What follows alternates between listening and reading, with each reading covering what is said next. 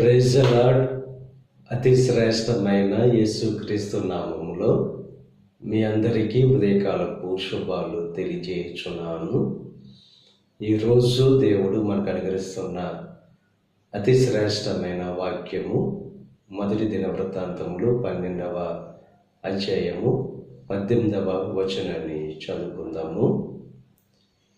నీ దేవుడే నీకు సహాయం చేయునని పలుకగా, మీరు ఆరాధిస్తున్న దేవుడే మీకు సహాయం చేస్తాడు.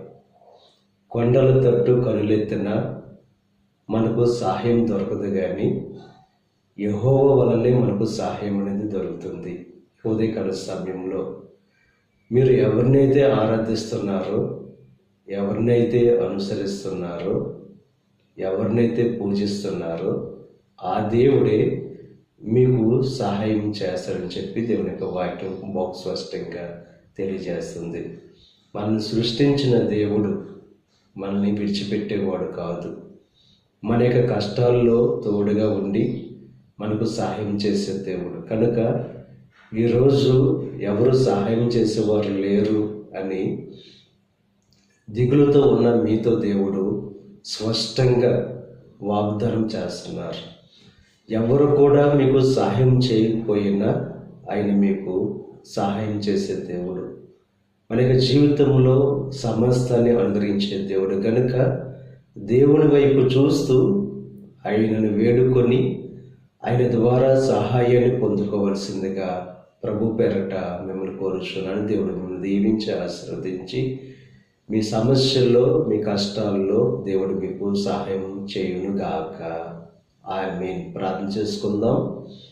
పరిశుద్ధుడా, మహోన్నతుడా, కృప కలిగిన దేవ, ఈ ఉదయకాల సమయంలో మన గురించిన అతి శ్రేష్టమైన వాక్యాన్ని బట్టి నీకు స్తుతులు చెల్లిస్తున్నాము. నిన్ను ఆరాధిస్తున్న దేవ మమ్ములను, దేవ నిన్ను అనుసరిస్తున్న మమ్ములను నువ్వు విడిచిపెట్టే దేవుడు కాదు దేవ. మాకు సహాయం చేసే దేవుడవు, మాకు తోడుగా ఉండే దేవుడవు దేవా, మాకు రక్షణగా ఉండే దేవుడవు నీవే. ఈ ఉదయకాల సమయం అనుగ్రహించిన వాగ్దానం బట్టి నీకు స్తుతులు చెల్లిస్తున్నాం. ఈ ప్రార్థనలో ఏకీవిస్తున్న ప్రతి ఒక్కరిని దీవించండి. ఏ సహాయం కొరకు నీకు ప్రార్థన చేస్తున్నారు దేవా, వారి జీవితంలో ప్రతి సహాయాన్ని దేవా అనుగ్రహించండి, నీ కృపలో భద్రపరచండి. ఈ ప్రార్థనలో ఏకీవిస్తున్న ప్రతి ఒక్కరిని దీవించి ఆశీర్వదించండి. ఈరోజు తలపెట్టిన ప్రతి కార్యాన్ని సఫలం చేయండి. వారి రాకపోకల్లో నీకు సహాయం అనుగ్రహించండి. ఈ దిన ఆశీర్వాదం